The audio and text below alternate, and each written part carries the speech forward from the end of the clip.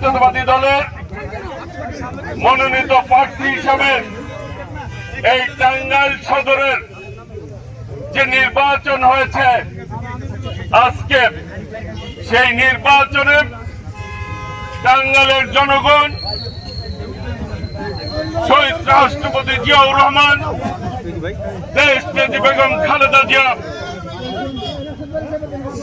আদর্শকে ধারণ করে দেশনায়ক তারেক রহমানের নেতৃত্ব এই দেশের মানুষ আজকে গ্রহণ করেছে।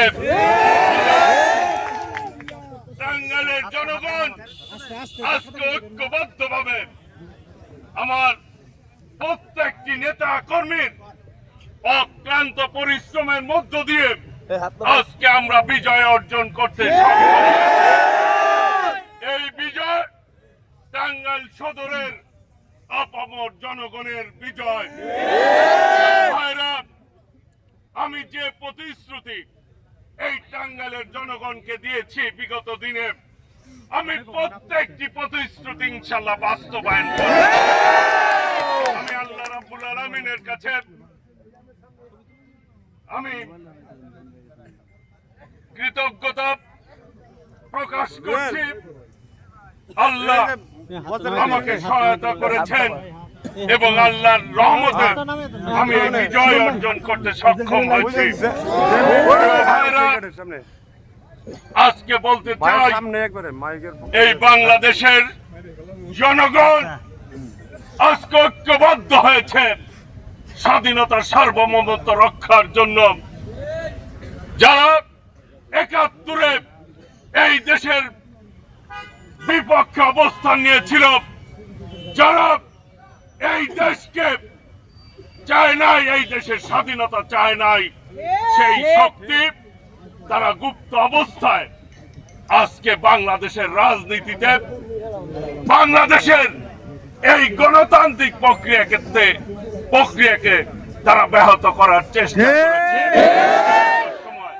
কিন্তু বাংলাদেশের জনগণ দেশ নায়ক তারেক রহমানের নেতৃত্বে ঐক্যবদ্ধভাবে সেই ষড়যন্ত্র রুখে দিয়েছে।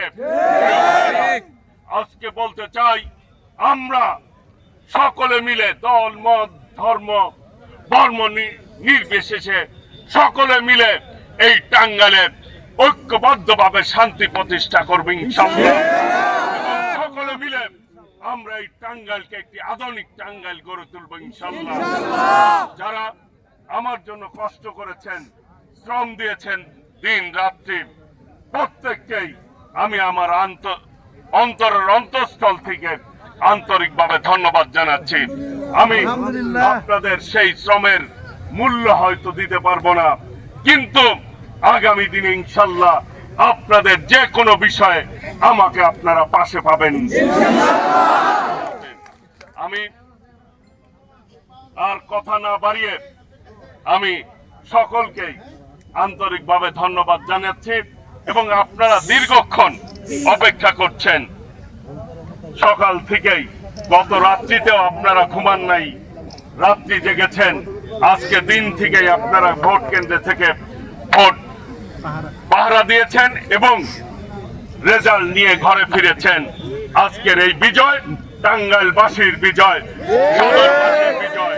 প্রিয় ভাইরা, সেই জন্য আপনাদেরকে অনুরোধ করব, আজকের মতো আমরা এখান থেকে চলে যাব। পরবর্তীতে আগামীকাল ইনশাআল্লাহ দেখা হবে সকলের সাথে।